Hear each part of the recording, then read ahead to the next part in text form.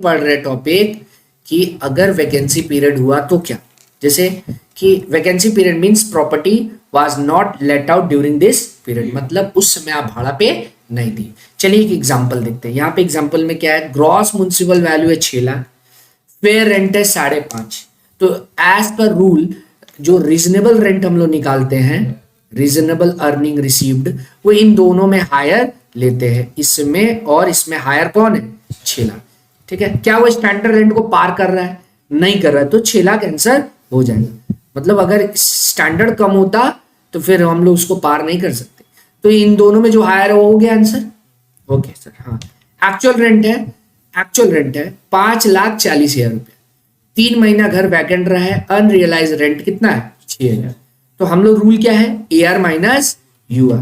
AR minus UR कितना निकला, 5,40,000 minus 6, 5,34,000। अब देखो इन दोनों में कंपेयर करेंगे ना, इन दोनों में ही तो जो हायर होगा लेंगे, तो उस हिसाब से तो 6 लाख लेना चाहिए, लेकिन रुकिए 6 लाख नहीं लेंगे, ये ज्यादा होता, क्योंकि ये 10, देखो ये तो 12 महीना का डिटेल है ना, ये तो आप एनुअल वैल्यू निकाल ले तो RER ये सब एनुअली लिए, लेकिन एक्चुअल रेंट तो सिर्फ 9 महीना का है, आया ना।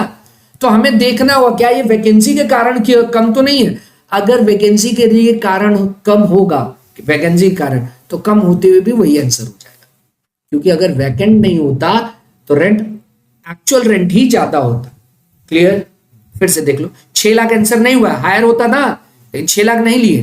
तो देखो एज पर रूल हम लोग क्या देखते हैं, higher of 2 shall be GAV, मतलब हायर ऑफ 2 मतलब इसमें और इसमें जो हायर होगा वो लेंगे। But wait, if AR minus UR is lower than RER because of vacancy period, AR minus UR means actual rent minus unrealized rent lower है, किसके कारण, वैकेंसी पीरियड के कारण, then in such case AR minus UR shall be 0, तब वो ही answer हो जाएगा। Clear, मतलब AR माइनस UR। देखिए अगर वैकेंसी नहीं होता तो क्या AR माइनस UR RER से ज्यादा होता, यही हम लोग को देखना है। अगर ये वैकेंसी नहीं होता तो क्या ये जो 5,34,000 आ रहा है ज्यादा होता, क्या सॉल्व करते हैं। 5,40,000 था ना, 5,40,000 कितने महीना के लिए था, 9। सर आपको कैसे पता 9, 3 महीना वैकेंट है, इसका मतलब 9 महीना, तो 12 का कितना निकलता, 7,20,000 निकलता। अरे ऑब्वियस बात है, इससे तो ज्यादा निकला ना, माइनस अनरियलाइज रेंट कर लेंगे 6, तो कितना आया 7,14,000। इसका मतलब अगर वैकेंट नहीं होता तो 7,14,000 होता, तो ऑब्वियस बात है इससे ज्यादा होता, तो आंसर क्या हो जाएगा 5,34,000, वही कम। क्लियर। अब जो हम लोग टॉपिक स्टार्ट करने जा रहे हैं वो है म्युनिसिपल टैक्स के बारे में। देखो अभी तक हम लोग जब GAV निकाल रहे थे, लास्ट क्लास आया था तुम भी नहीं, तो हम लोग अभी तक जब भी GAV निकाल लेते, GAV मतलब ग्रॉस एनुअल वैल्यू, पहला पड़ाव है हाउस प्रॉपर्टी टैक्स का, उसमें हम लोग इसको निकालने के लिए हम लोग कंपेयर कर रहे थे। तो उसमें आप वर्ड क्या सुन रहे थे, ग्रॉस म्युनिसिपल वैल्यू पे कंपैरिजन हो रहा था। तो ग्रॉस म्युनिसिपल वैल्यू और नेट म्युनिसिपल वैल्यू भी एक होगा, तो ये दोनों क्या है। पहली बात, 4 सिटीज के लिए सिर्फ फर्क है दोनों में, gross municipal value and net municipal value दोनों ही सेम है, सिर्फ 4 सिटीज के केस में अलग है, दिल्ली, मुंबई, कोलकाता, चेन्नई। इनके अलावा कोई भी सिटीज का नाम आए, ठीक है ना, तो आपको क्या लेना है, दोनों ही सेम होता है, ग्रॉस दिया हो चाहे नेट दिया हो कोई फर्क नहीं है। अब समझते हैं ग्रॉस का यूज क्या है, नेट का यूज क्या है। ग्रॉस म्युनिसिपल वैल्यू यूज होता है GAV निकालने के लिए, ग्रॉस एनुअल वैल्यू जो अभी हम लोग निकाल रहे थे। लेकिन नेट म्युनिसिपल वैल्यू किस लिए यूज होता है, म्युनिसिपल टैक्स निकालने के लिए। मतलब हम लोग जब सम्स करेंगे, ये रहा, जब ये इस तरह का इनकम हम लोग जब हम लोग इसमें फाइंड आउट करेंगे computation of income from house property, तो पहला स्टेप है GAV निकाल लेंगे, ग्रॉस एनुअल वैल्यू, उसमें से लेस करेंगे municipal tax, water tax, sewerage tax, सब में दिया होगा। तो ये जो म्युनिसिपल टैक्स होता है ये सब किस पे परसेंटेज होता है, परसेंटेज ये ऑन NMV, ये सब नेट म्युनिसिपल वैल्यू पे निकलता है। तो आप समझ गए ना, जीएमवी निकालने के लिए ग्रॉस म्युनिसिपल वैल्यू यूज होता है कंपेयर करने के लिए, लेकिन म्युनिसिपल टैक्स, वाटर टैक्स और सीवरेज टैक्स निकालने के लिए क्या यूज होता है? Net and municipal value. Clear? Net municipal value, that is why हम लोग को ये डिफरेंशिएट करना पड़ रहा है। क्लियर? तो हम लोग ये समझ गए। अब हम लोग ये समझेंगे नेट म्युनिसिपल वैल्यू निकलता कैसे। नेट म्युनिसिपल वैल्यू निकालने का रूल है, आपका जो ग्रॉस है उसमें से 10% माइनस कर दीजिए, तो इसका मतलब net municipal value equal to 90% of GMV minus water tax and minus sewerage tax, ये भी माइनस करेंगे, ठीक है? तो आ जाएगा। आप 90% बोलो या बोलो 10% ऑफ, मैंने 90% जीएमबी बोलो या जीएमबी में से 10% माइनस कर दो, तो 90 ही तो बचा। देखो सब में एक लेबल होता है, आप लोग आगे जाके पढ़ेंगे, अभी सिर्फ फॉर्मूला सुने आप। वाटर टैक्स और सीवरेज टैक्स ये सब परसेंटेज किस पे निकलेगा? Net municipal value.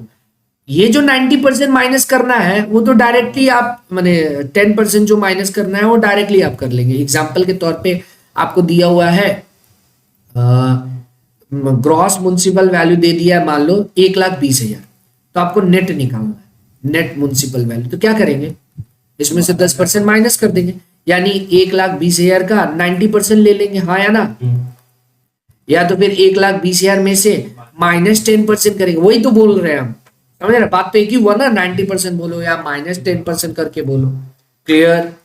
ठीक है। तो हम लोग क्या पढ़े? Only for metro cities Delhi, Mumbai, Kolkata, Chennai, सिर्फ यही 4 सिटीज के लिए ग्रॉस और नेट निकालना पड़ता है। अदर देन दीज 4 आपका, in case of non metro cities, GMB and NMV are. Clear? निकल जाएगा। अब एग्जांपल लेके हम लोग कर लेंगे कवर, ठीक है? जैसे एक छोटा सा सवाल था कि Ritesh own a house property in Mumbai, Mumbai आ गया बच्चों, नेट म्युनिसिपल वैल्यू दे दिया है कितना? 1,80,000 पर एनम। फेयर रेंट दिया हुआ है 1,80,000 पर एनम। स्टैंडर्ड रेंट दिया हुआ है 2,10,000। It is let out for a rent of 18,000 रुपये पर मंथ। तो अब हमें ये निकालना है, अभी तो हमको ये चाहिए ना, आरईआर चाहिए, तो उसके लिए हमको ग्रॉस म्युनिसिपल वैल्यू चाहिए, लेकिन ये क्या ग्रॉस दिया है? नेट दिया। तो क्या करेंगे? सिंपली 90% ले लिए, ठीक है ना? नेट दिया हुआ था, ये है फॉर्मूला, तो ये समझ रहे हैं?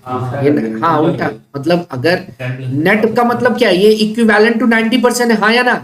ये आफ्टर 10% है। नेट तो 90% ऑफ जीएमबी होता है।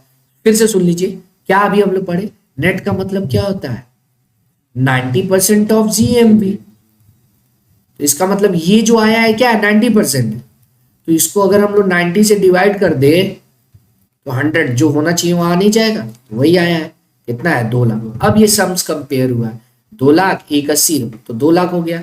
18,000 इंटू 12 था, 2,16,000 हो गया, तो जीएबी 2,16,000। क्लियर? बहुत इजी है। हाँ, तब फिर वो नेट पे निकालते, नेट ऑलरेडी दिया हुआ है तो डायरेक्ट माइनस कर लिए होते। तब फॉर्मूला में क्या लिखते? ये क्या क्वेश्चन पूछे आप सुन लीजिए कि नेट में तो ये माइनस करके आया है, तो फिर उल्टा होता फॉर्मूला। आप क्या लिखते? नेट अभी ले ले रहे, ठीक है? ये एग्जांपल है, आपको मिल जाएगा सीट से, ठीक है? मतलब वही फॉर्मूला सजा लेते और फिर बैक कैलकुलेशन करते तो वो हो जाता। अभी एक एग्जांपल ले रहे, तब क्लियर हो जाएगा। यहां तक क्लियर है? अब आते हैं म्युनिसिपल टैक्स कब माइनस करने मिलेगा। देखो म्युनिसिपल टैक्स, वाटर टैक्स या सीवरेज टैक्स और कोई भी तरह का लोकल अथॉरिटी या म्युनिसिपैलिटी टैक्स आप पे चार्ज करता है तो आपको जीएवी में से माइनस करने मिल जाएगा, अगर कुछ कंडीशन पूर्ण हुआ है तो। क्या क्या है वो condition? It must be paid by SSC. अगर टेनेंट जिसको भाड़ा पे दिए वो पे कर रहा है तो डिसअलाउड है, या आउटस्टैंडिंग है तो डिसअलाउड है, मतलब पेड होना चाहिए। फिर दूसरा है it should be actually paid during the previous year, ठीक है? During the previous year paid होना चाहिए। It means municipal tax is paid on payment base, paid करेंगे तो मिलेगा, ठीक है? मतलब अगर आप कई साल का एक साथ आज पेड कर दिए, जैसे मान ले बहुत साल से कौशिक का बिल्डिंग है, पिछला 12 साल से टैक्स नहीं दिया म्युनिसिपल टैक्स, तो जीएवी जब निकालता हो, एक एग्जांपल दे रहे, जो भी रेंट वेंट जीएवी जो निकालता होगा, इसको म्युनिसिपल टैक्स माइनस करने मिल रहा होगा। अदर पिछले पीछे प्रीवियस ईयर में मिल रहा होगा नहीं, क्योंकि ये पे नहीं कर रहा, पेड करेगा तभी मिलेगा। अब क्या हुआ, अचानक से गवर्नमेंट का नोटिस आया, बोला भाई साहब आप पूरा पे करिए, तो ये आज पे कर दे रहा। मतलब दिस 2023-24 में, प्रीवियस ईयर 23-24 में पूरा पे करने के लिए रेडी है, पूरा पे कर दे रहा है। अभी पे करेगा तो 23-24 का अभी नहीं, सारा 12 साल का मिला के, इस साल का भी लेके, तो क्या ऐसा हो सकता है? यस हो सकता है, वही तो बोला, it should be paid during year. मतलब अगर सेवरल पास्ट ईयर का म्युनिसिपल टैक्स पेड हो तो वो भी मिल जाएगा, अलाउड है, समझ गए। इवन ये क्यों ना एनएवी निगेटिव में आ जाए, उससे कोई लेना देना जा सकता। क्लियर, आगे बढ़े। उसके बाद थर्ड पॉइंट है, it must be related to previous year और any year preceding the previous year. या तो इस प्रीवियस ईयर का हो या इसके पहले के प्रीवियस ईयर का हो। इसका मतलब इनडायरेक्टली आप समझ लीजिए क्या बोला, एडवांस म्युनिसिपल टैक्स डिसअलाउड है, क्योंकि ये प्रोविजन क्या बोला है, इस प्रीवियस ईयर का होगा या इससे पीछे के प्रीवियस ईयर का। ये एडवांस अगर दे रहा तो यहां माइनस करने नहीं। क्लियर। अच्छा, कोई फॉरेन प्रॉपर्टी है और फॉरेन टैक्स दिए, फॉरेन म्युनिसिपल टैक्स इस तरह का लोकल अथॉरिटी अलाउड है, फॉरेन प्रॉपर्टी का वहां पे जो आप दिए इस तरह का टैक्स। क्लियर है ना। तो एडवांस टैक्स अलाउड नहीं है, म्युनिसिपल टैक्स वो माइनस करने नहीं मिलेगा, ठीक है, क्योंकि जो ड्यू ही नहीं हुआ है तो वो आप चार्ज करने, वैसा कॉन्सेप्ट है इसको। ठीक है, यहां तक हम लोग पढ़ लिए। हम लोग क्या क्या पढ़ लिए, हम लोग पढ़ लिए कि कैसे ये रहा सम्स।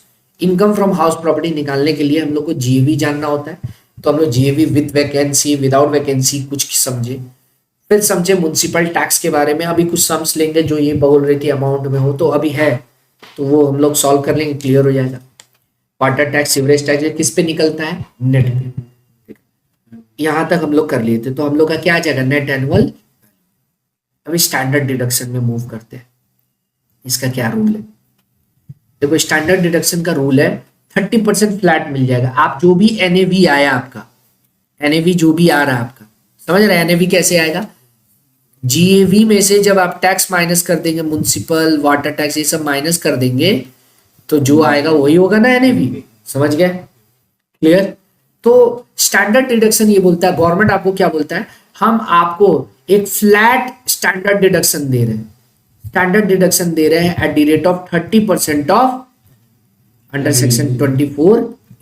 30% मिल जाएगा, जो भी कमाए इसका 30% आपको, इसका एनएवी का कमाए नहीं, जो भी रेंट है, इररिस्पेक्टिव ऑफ एक्चुअल एक्सपेंडिचर। आप क्या एक्चुअल एक्सपेंडिचर की, उससे हमको कोई लेना देना नहीं है। अरे ये बात नहीं होता ना, तो कोई टैक्स ही नहीं भरता, सब क्या करता, खर्चा ज्यादा दिखा देता, समझ रहे हैं। तो बोल दिया आप एक्चुअल जो खर्चा करना है करिए ना। अब कौशिक बोल रहा है मेरे पास घर है सर, हम उसमें लिफ्ट का मेंटेनेंस का खर्चा जा रहा है, वॉच का जा रहा है, बीच बीच में रिपेयर करा रहा है, कुछ नहीं बच रहा पैसा, नहीं बचे, हम वो सब खर्चा अलाउड नहीं कर रहे, हम सिर्फ आपको 30% फ्लैट दे दे रहे हैं माइनस। क्लियर। इसमें देखो 30% of NAV shall be allowed at deduction irrespective of actual expenditure. Actual expenditure से कोई लेना देना नहीं है, कोई भी एक्चुअल एक्सपेंडिचर कोई मतलब नहीं है, फ्लैट 30% एनएवी से लेस करने को मिल जाएगा। जैसे repair, insurance, sweeper, etc matter नहीं करता, हम 30%।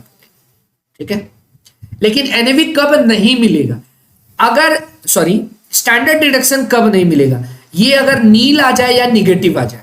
अभी एक एग्जांपल दिए कि मान लो तुम्हारा म्युनिसिपल टैक्स आप बहुत ज्यादा पे कर दिए, पीछे साल से कई साल से नहीं दिए थे, जैसे इसके ऊपर 70 लाख म्युनिसिपल टैक्स और इसको घर से भाड़ा से मिल रहा है मान लो 60 लाख रुपए, या तो 10 लाख तो माइनस में चला गया ना, या 10 ही लाख मिल रहा है इसको भाड़ा से, तो 60 लाख माइनस में चला गया।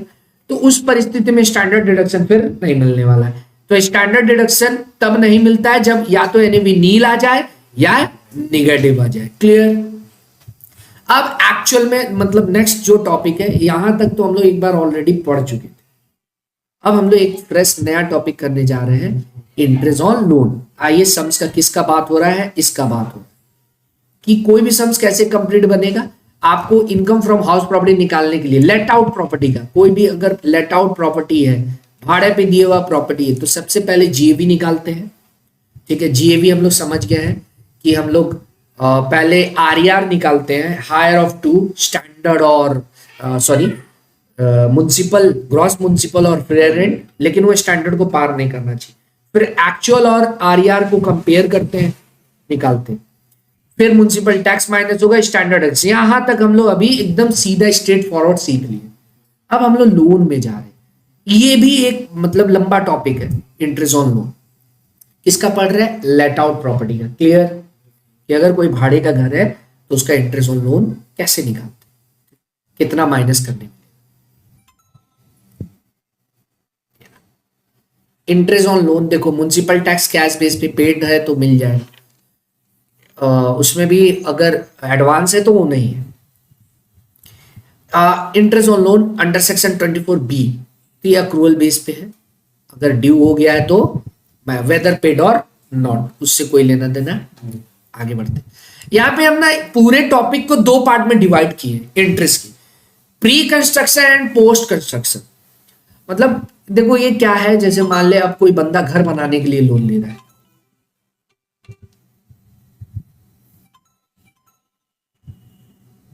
अगर कोई बंदा घर बनाने के लिए लोन ले रहा है, ठीक है, तो घर बनाने के लिए लोन ले रहा है तो हम लोग पढ़े इनकम्प्लीट हाउस प्रॉपर्टी नहीं होता, ठीक है। तो आप जैसे मान लो 2010 या 2000 मान लो 15 में लोन लिए, अब घर बना रहे, बहुत मेहनत से घर बना रहे, यहाँ तो ईएमआई पे कर रहे होंगे ना, इंटरेस्ट जा रहा होगा, इंटरेस्ट जा रहा है। आज आपका घर जाके 2020 में रेडी हुआ और अभी चल रहा है हमारा 2000 जो भी बीत के 24-25 यही चल रहा है ईयर, ठीक है, इस ईयर। अब ये बंदा जो घर तो अब रेडी हुआ 20 में, या मान ले 20 हटा, अभी रेडी हुआ है 2024 में रेडी हुआ, तो इधर जो आप इंटरेस्ट पे किए, अब आप तो डिडक्शन कब क्लेम करेंगे? आप जब सम्स बनाएंगे, भाड़ा पे देंगे, इनकम टैक्स, इनकम्प्लीट हाउस तो हाउस होता नहीं है, तो जब आप रेंट पे देना चालू किए तो आपको लोन पे डिडक्शन मिलेगा। मतलब आप समझ लिए नॉर्मल सम से भाड़ा पे दिए हैं, जीएवी निकाले, म्युनिसिपल टैक्स पे किए हैं वो माइनस होगा, स्टैंडर्ड डिडक्शन माइनस हो जाएगा एनएवी में से, हाँ या ना, स्टैंडर्ड डिडक्शन, फिर इंटरेस्ट ऑन लोन। अब सवाल उठता है इधर का इंटरेस्ट जो समय घर बना ही नहीं था वो क्या हो, वो गया क्या, गवर्नमेंट उसको देगा कि नहीं देगा? तो उसी के लिए कुछ रूल बनाया हुआ है प्री पोस्ट। अगर आपके घर के बनने के पहले का भी उसी के लिए अगर लोन लिया, जो भी लोन का पार्ट हुआ, ब्याज का पार्ट हुआ, उसको अलाउड करेगा गवर्नमेंट घर बनने के बाद। फिर से बोल दे रहे, घर बनने के पहले का जो भी ब्याज एक्युमुलेट हुआ है वो गवर्नमेंट घर बनने के बाद 5 इक्वल इंस्टॉलमेंट में अलाउड करेगा आपको। फिर से सुन लीजिए, ध्यान से सुनिए, घर तो बना नहीं है, घर बन रहा है, दिन रात आप मेहनत कर रहे हैं, ब्याज भी दे रहे हैं, तो जो भी ब्याज दिए वो एक्युमुलेटेड है, ठीक है। गवर्नमेंट बोल रहा है वो ब्याज जब घर बन जाएगा उसके 5 साल तक अलाउड करेंगे 5 इक्वल इंस्टॉलमेंट। इसका मतलब क्या, जैसे हाउस लोन तो लंबा होता है, 20-25 साल का होता है, 30 साल का होता है, तो जैसे मान ले इस एग्जाम्पल में तुम्हारा एग्जाम्पल के तौर पे मान लो डेट बदल दो, 2020 में बनाना चालू किए, 20 से बनाना चालू किए, 24 में आगे रेडी हुआ, 4 साल तक आप ब्याज पे किए, ठीक है। इसके बाद बच्चा जब 24 में रेडी हो गया है तो ऑलरेडी आप पे लोन तो चल रहा होगा ना, तो आप तो लोन दे रहे होंगे, इसका मतलब अब जो लोन दे रहे हैं उसको आप क्या बोलेंगे, post construction period. Income tax के नजर में जब घर बन के रेडी होगा जो ब्याज दे रहे हो क्या है, पोस्ट। अब आप बोले हैं कि भाई साहब प्री वाला भी दे दीजिए हमको, तो बोल रहा है देंगे आपको 5 इक्वल इंस्टॉल। समझ में आया क्या? जो भी इधर प्री का जो भी होगा ऐड करके डिवाइड कर देंगे 5 इक्वल इंस्टॉलमेंट में, वो 5 इक्वल इंस्टॉलमेंट में ऐड होते चला जाएगा पोस्ट में। एग्जाम्पल के तौर पे और सुनिए, अभी हम लोग पढ़े नहीं है, सिर्फ एक फ्रेमवर्क दे रहे हैं कि आपका साल का मान लो 1 लाख रुपया ब्याज जाता है, ठीक है ना। आप 2020 में घर बनाना चालू किए थे, जाके 24 में रेडी हो गया, हम अभी डेट का कुछ झमेला नहीं लिए, तो आप 20-21 एक डेट, 21-22 एक डेट 1 लाख इधर भी पे किए, 22-23 1 लाख इधर भी पे किए, 23-24 1 लाख इधर भी पे किए, हाँ या ना, एंड 24-25 ये तो आ गया, इधर भी तो चलते रहेगा आगे, एंड सो ऑन 25-26, हाँ या ना, सो ऑन ऐसे ही चलते रहेगा।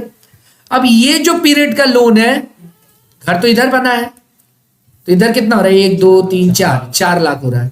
4 lakh divide by 5 equal instalment कितना आ रहा है, 80,000 रुपया। मतलब इधर साल से गवर्नमेंट ये भी 80,000 जोड़ के देने लगेगा। कब तक देगा, समझ में आया क्या, क्लियर, समझे, क्लियर है। ये कब तक देगा, जब तक लोन, ये तो चलता, ये वाला तो चलते रहेगा ना जब तक लोन है, और ये वाला 5 में खत्म हो जाएगा। अभी ठीक है, ये और क्लियर कर लो, सर 1,80,000 डिस्काउंट दे देगा उसमें, मतलब इंटरेस्ट ऑन लोन माइनस करने मिल जाएगा, इंटरेस्ट ऑन लोन माइनस में करने मिलेगा 180। चलिए एक और एग्जांपल से क्लियर करते हैं। आपको ये 2015 में घर बना रहे थे, 2015 में, ठीक है, 15-16 में। अभी डेट का बहुत सारा झमेला है, सिंपल नहीं है। आप बस आपको वार्म अप करा रहे थोड़ा बहुत कि कॉन्सेप्ट आ जाए सम्स में, क्या आगे पढ़ने वाले। आप 1 लाख ही रुपया ब्याज दे रहे हैं, ठीक है। घर आपका 2020 में रेडी, 20 में नहीं 2019 में रेडी हो गया, ठीक है। 1 लाख दिए, 16-17 1 लाख दिए, फिर 17-18 1 लाख दिए, 18-19 1 लाख दिए, ठीक है। इतना ही रहने, यहाँ घर बन गया, 20 में घर, 19-20 में घर बन, 19-20 20-21 21 22 23 23 24, ठीक है। प्रीवियस ईयर तो यही है फिलहाल, उसमें ज्यादा तक ले लिए थे, मान लो यही है। एक और प्रीवियस है 24-25 पढ़ रहा है, ठीक है। अब क्या बोल रहा है लॉ, ये प्री है, यहाँ पे घर रेडी हुआ था, एग्जाम्पल के तौर पे यहाँ घर रेडी हुआ था, हम लोग प्रीवियस ईयर ये मान रहे हैं, 24-25 में हम लोग सम्स कर रहे हैं, ठीक है। प्रीवियस ईयर, असेसमेंट नहीं, असेसमेंट ईयर फिर हो जाएगा 25-26, ठीक है। तो लॉ ये बोलता है, अब इधर भी तो 1-1 लाख रहा होगा, ठीक है। तो लॉ ये बोलता है कि इधर का इंटरेस्ट प्री का 5 इक्वल इंस्टॉलमेंट में हो जाएगा, तो वही 80,000 आया, 4 लाख डिवाइड बाई 5 आया कितना, 80,000। यानी आपको बताना है इस साल क्या आंसर होगा, इस प्रीवियस ईयर क्या होगा, 1 ही लाख होगा। क्यों, क्योंकि इधर खत्म हो चुका है। तो जानते हैं एग्जाम में आपको प्री का झमेला से बच जाएंगे आप, अगर आप देख लेंगे कि क्या प्री पीरियड 5 साल के पहले का है, तब आप ये चीज सॉल्व ही नहीं करेंगे ना, क्यों उलझेंगे, समझे बात। ये प्री और पोस्ट तो डेट वाइज निकालना पड़ता। तो जब आप देखेंगे कि घर कंप्लीट हुए मतलब 5 साल से ज्यादा हो चुका है, तो हम क्यों निकालने जाए, पीछे 5 साल में अलाउड हो चुका होगा, हमको तो सिर्फ इस साल का इंटरेस्ट देखना है, तो इसलिए ये इंपॉर्टेंट होता है। अभी हम लोग सिर्फ समझे, हम फिर से दोबारा जब डीप में जाएंगे इस टॉपिक पे तो हम लोग समझेंगे, ठीक है। आओ इधर टॉपिक में, अब हम लोग आ रहे हैं प्री और पोस्ट कंस्ट्रक्शन पीरियड क्या होता है। प्री मींस हो रहा है, अब इसमें डेट कैसे स्टार्ट होता है वो लॉ बताएगा, इनकम टैक्स एक्ट डिफाइन कर दिया कि क्या हो। प्री कंस्ट्रक्शन पीरियड कभी स्टार्ट होगा, देख लीजिए क्या लिखा हुआ है, whichever is later, date of construction started और डेट ऑफ बोरोइंग मतलब लोन टेकन, दोनों में जो बाद में, ठीक है। मतलब अगर एग्जांपल के तौर पे डेट ऑफ कंस्ट्रक्शन 1 जुलाई 2015 को चालू हुआ और लोन टेकन है 1 सितंबर 2015, तो बोलो हम लोग लॉ क्या मान रहा है, कब से मानेगा कि कंस्ट्रक्शन स्टार्ट हुआ, लेटर, दोनों में जो बाद में, डन। एंड कब मानेगा, कंस्ट्रक्शन कब मानेगा, इनकम टैक्स खत्म हो गया, आप जिस साल खत्म किए उसके पीछे वाला 31 मार्च, यही है। एंड कब मानेगा, ending on period and pre period ending on 31 March immediately prior to the year of completion of construction. जैसे कंस्ट्रक्शन कंप्लीट कब हुआ है, 1 अगस्त को हुआ है, तो भाई इसके पीछे का 31 मार्च मान लेंगे, क्लियर। 30 मार्च को हुआ है, 30 मार्च डेट बता रहे हैं, 30 मार्च 2021 में हुआ है, बताइए एंड कब मानेंगे, कंस्ट्रक्शन कंप्लीट इज 31 मार्च 2020, पीछे का 31 मार्च, क्लियर। वही होता 30 अप्रैल 2021, तो आंसर क्या होता, तब आंसर होता 31, ठीक पीछे का जो होता है, समझे। इसके पीछे यही है ना, ये वाला आएगा, अब आगे थोड़ी 31 मार्च लेंगे, क्लियर, पीछे का, समझ गए क्या। इनकम टैक्स मतलब इसमें अब क्या है कि लोन क्या चल रहा है उसका जो पीरियड हम लोग यहाँ पे काउंट करेंगे वो एज पर इनकम टैक्स के डेट के हिसाब से, जो कि बोला है कब स्टार्ट होगा, लोन टेकन और कंस्ट्रक्शन दोनों में जो बाद से चालू हुआ, और एंड कब होगा, जिस साल एंड हो रहा है उसके पीछे का 31 मार्च। क्लियर। और ये तो पोस्ट कंस्ट्रक्शन मतलब ठीक इसके बाद जहां से ये खत्म मान रहे हैं इसके बाद का ईयर से आप क्या मानेंगे, post.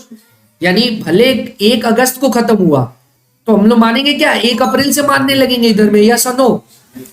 Post construction period it is fully claimed at in the respective year. और इसको कैसे क्लेम करेंगे, टैक्स ट्रीटमेंट। इसको देखो, इसको क्या है, एक्यूमुलेटेड इंटरेस्ट मतलब total interest of pre period shall be allowed over 5 continuous year। Continuous क्यों है, लगातार, ऐसे नहीं 1 साल कर ले रहे नेक्स्ट ईयर छोड़ के आगे जिस साल लगेगा ज्यादा ना, कंटिन्यूस 5 ईयर तक आप क्लेम करते हैं। 5 इक्वल इंस्टॉलमेंट मतलब टोटल करके डिवाइड बाई 5 कर देते। क्लियर। और इधर क्या है, ये तो जिस क्या लिखा हुआ है, fully claim as respective year, जिस ईयर का है उस ईयर में माइनस करने मिल जाएगा। Clear, done. अब इसमें कुछ छोटा छोटा नोट्स है, जैसे कि लोन रीपे करने के लिए फिर लोन ले रहे हैं वो अलाउड होगा कि नहीं, कुछ अलग अलग उससे ज्यादा कंस्ट्रक्शन का मतलब रिपेयर कर लिए ले लिए, बीच में शादी के लिए ले लिए पर्सनल। यहाँ पर जो लोन है नोट्स है मैंने ये है कि लोन के लिए है, ब्याज व्याज के लिए, तो क्या अलाउड होगा, कितना तक होगा, ये सब कुछ अभी हम लोग समझेंगे। अभी डेट वाला सारा चीज समझ जा रहे हैं, फिर कुछ नोट्स समझेंगे कि कितना अलाउड करना है कितना नहीं, रीपेमेंट के लिए लिए अलाउड होगा कि नहीं, फर्दर लोन ले रहे हैं फ्रेश लोन, वो सब ठीक है। अभी हम लोग को सिर्फ डेट वेट पे कुछ सम देखना है, तो हम लोग टॉपिक कवर कर लेंगे। ठीक है, क्या सीखे हम लोग ये सीखे कि लोन को हम लोग अक्रूवल बेस अकाउंटिंग बेस पे अलाउड हो जाएगा। फिर ये 2 पार्ट में पढ़े, pre construction period and post construction. इसमें ये बताया गया है कि घर जो बन रहा है उसके पहले का जो भी ब्याज होगा वो टोटल 5 इक्वल इंस्टॉलमेंट में पोस्ट पीरियड में अलाउड हो जाएगा 5 ईयर तक लगातार। ठीक है, फिर हम लोग इसमें समझे ये बात कि इस साल का एक एग्जाम्पल लिए कि अगर 5 साल खत्म हो चुका है तो इस साल वाला तो माइनस होगा ही, वो 5 साल का तो एक्यूमुलेट होके डिवाइड करके माइनस कर चुके। क्लियर, एक एग्जाम्पल है। ठीक है, एग्जाम्पल देखो, देखिए इसको सॉल्व करने की कोशिश करिए। 2 मिनट दिए आपको, ये सम्स को देख लो, फिर हम लोग स्टार्ट करते हैं। Mister B took loan 7 lakh रुपया on 1/7/2020 from HDFC bank for construction of house on a piece of land he owns in Kolkata. Interest on loan 12% per annum है। The construction is completed on 1/7/22। पहले pre और post two sums निकाल। देखो यहां पर construction कब start हुआ वो नहीं दिया हुआ है, लोन टेकन दे दिया तो वही ले लेंगे। ठीक है ना, तो विच एवर इज लेटर, तो लोन टेकन और कंस्ट्रक्शन स्टार्ट तो भाई नहीं दिया हुआ है, 1/4/20 को ही मान लिए। एंड कब हुआ, कंस्ट्रक्शन बना 1/7/2022 को, तो इसके ठीक पीछे का 31 मार्च लेंगे। ठीक है, यही है ना, हाँ या ना, लिख दिए। उसके बाद आपको मतलब प्री पीरियड कितना हुआ, तो अगर सम्स में देखें तो हमको बताना है असेसमेंट ईयर 24-25, यानी प्रीवियस ईयर क्या हुआ 23-24 का आंसर बताना है। सॉल्व किया जाए, सॉल्व करो। यहाँ पे प्री पीरियड हो रहा है आपका, प्री चालू कब हो रहा है 1/4/20 को, तो 20-21 में कितना भाई, through out the year. Part होता तो पार्ट ऑफ द ईयर निकालते, ये तो बिगिनिंग ही डेट हो गया ना, समझ रहे हैं, इसीलिए डेट इंपॉर्टेंट है कि अगर पार्ट होता मान लो 1/9 होता तो उस डेट के हिसाब से निकालते। कितने का लोन लिया है 7 लाख का 12% 84। नेक्स्ट कंस्ट्रक्शन 22 को कंप्लीट हुआ ना, तो भाई 21-22 इस पे भी वही आएगा, थ्रू आउट द ईयर है 84। कुछ पार्ट पेमेंट हो जाता तो लेस कर देते हैं। ठीक है, तो कितना हो गया 84। अब यहां से चालू हो गया कौन सा पीरियड, पोस्ट चालू हो गया। पोस्ट में क्या हो रहा है 22-23 23-24 ये अपना ईयर आ गया ना भाई, इधर कितना होगा वही होगा, आया ना 7 लाख का 12%, 84 और प्लस देखो इधर क्या होता है, ये इस साल तो इसमें का भी ऐड होगा ना, तो 84 प्लस 84 दो ही है, डिवाइड बाई 5 कितना आया 33,600। तो ये यहाँ पे अलाउड हो जाएगा कि नहीं, इसका मतलब इस साल भी 84 होगा प्लस, मतलब ये पोस्ट का है और इधर आ गया ये प्री वाला, तो आंसर क्या हो जाएगा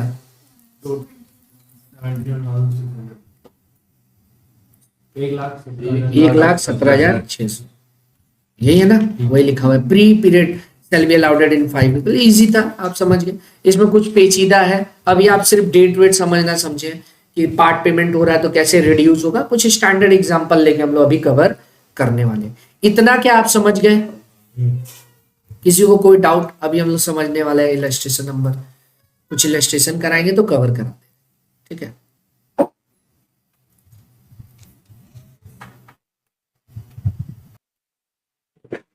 स्टार्ट करें। देखो अभी जो हम लोग इंटरेस्ट ऑन लोन टॉपिक किए उसका कुछ और एक एग्जांपल से कवर कर लेते हैं जिससे आपको क्लियर हो जाए। पार्ट पेमेंट अगर बीच में पार्ट पेमेंट कर रहे तो, हाँ बोलो, यही वाला एक बार समझा दिया। हाँ उसी से इसी वाला को।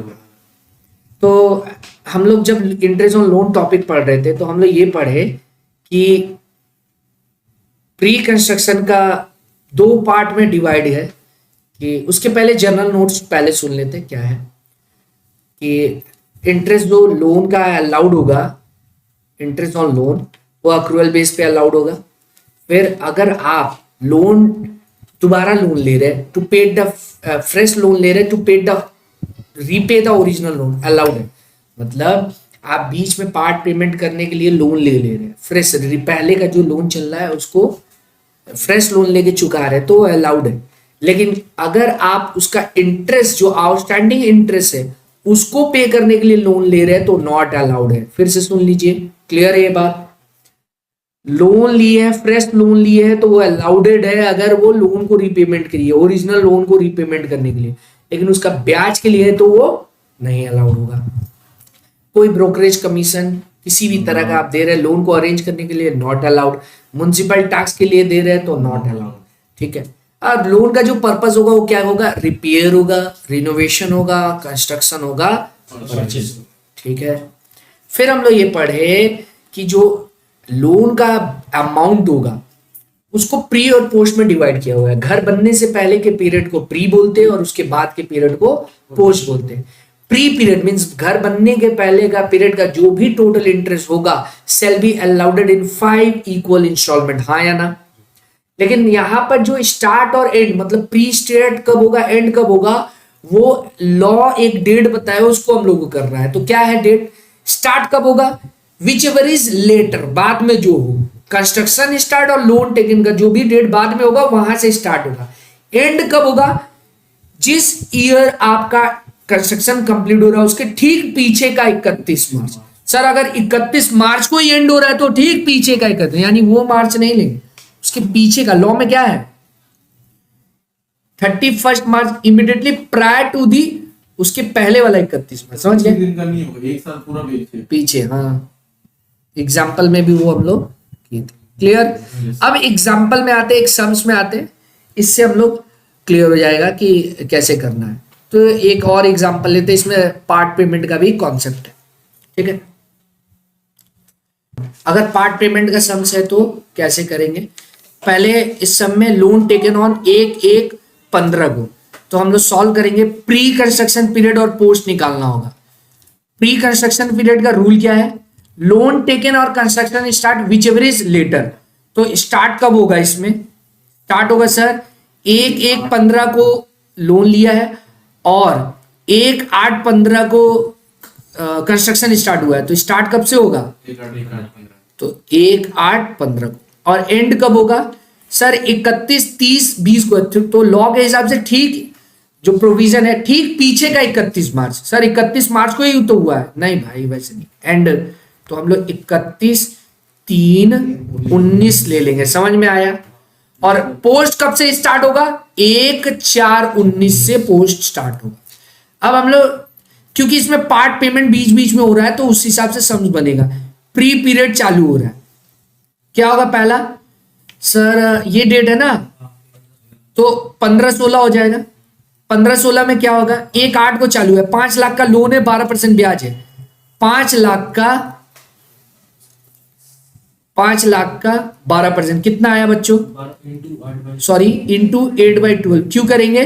क्योंकि सर 1/8 को लिए हैं तो कितना आया? 40,000। नेक्स्ट अब हम लोग आ रहे हैं 16-17 में। रीपेमेंट कब हुआ है? 16 में ही हुआ है और बिगिनिंग में ही हो गया, तो इसका मतलब क्या है? जितना रीपेमेंट करेंगे लेस कर देंगे।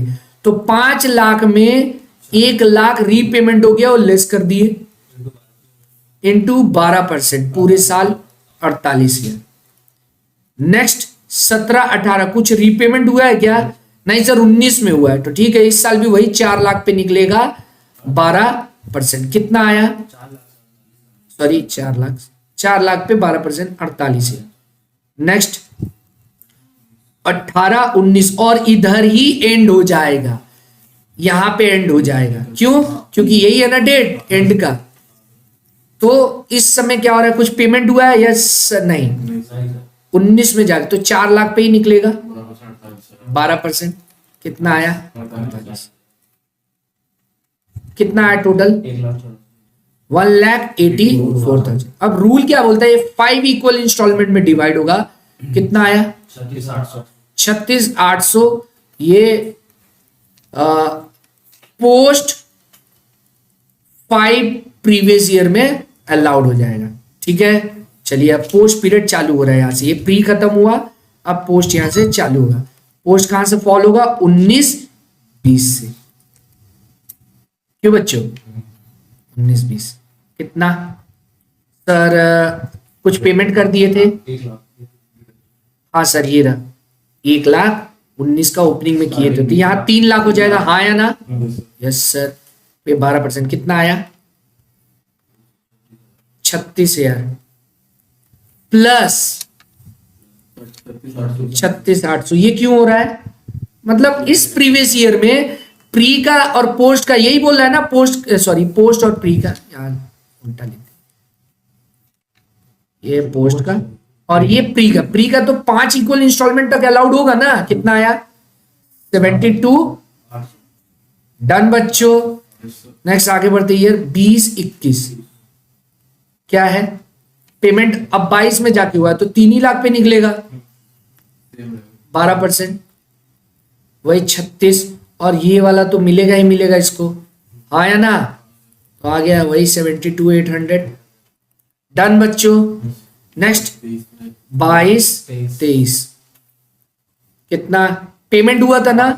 Yes sir 1 lakh part payment वही डेट पे बिगनिंग में ही हुआ है, तो ठीक है कोई झमेला नहीं। डेट वाइज सॉरी 21-22 3 लाख का 12%। सेम वही इस साल का तो 36,000 मिलेगा ही मिलेगा और प्री पीरियड का 36,800 कितना हुआ? 72। डन बच्चों आगे बढ़े। एंड 22-23 कितना है? 2 लाख। क्यों? पेमेंट हुआ ना सर 1/4/22 को। हाँ हम लोग का पेमेंट हुआ है 1/4/22 को, तो इसका मतलब ये 2 लाख हो जाएगा, थोड़ा सा कम हो जाएगा। तो मतलब 1 लाख पे हो गया है तो 2 लाख बच गया।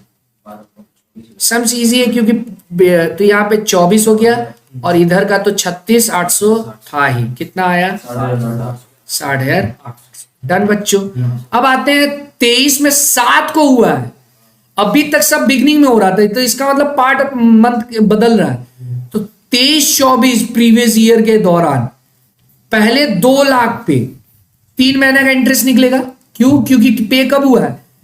1/7 को हुआ है ना, यानी अप्रैल मई जून बिगनिंग में हो गया तो जुलाई में 3 महीना, तो इस पे 12% कितना? 3/12।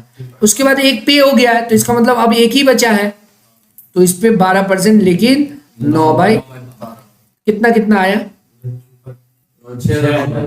6,000 9,000। तो इसका मतलब इधर का टोटल आ रहा है 15 प्लस ये तो मिलेगा, ये तो 5 तक मिलता है। तो अभी तो 1 2 3 4 5वां ईयर है। इसके बाद फॉल होता तो सिर्फ जो होता 1 लाख बचा रहता तो 1 लाख का 12% मिलता। समझ रहे हैं? देख लीजिए कितना आया 51,800। हम लोग अपने तरफ से 1 ईयर और कर दे रहे हैं, मान लो 24-25 होता तो 1 ही लाख बचा हुआ है। 1 ही लाख पे 12% होता, 1 ही लाख पे 12% होता 12,000। ये नहीं मिलता, ये तो 5 इक्वल इंस्टॉलमेंट में खत्म हो चुका है ना। समझे बात? ये 5 इक्वल इंस्टॉलमेंट में एंड हो चुका है। ये एग्जाम में डेट समझना रहता है। तो एग्जाम के हिसाब से इस प्रीवियस ईयर का पूछता तो ये आंसर होता 51,800। क्लियर बच्चों? ठीक है ना? तो ये आज के लिए इतना ही है, फिर हम लोग नेक्स्ट आगे मूव करेंगे।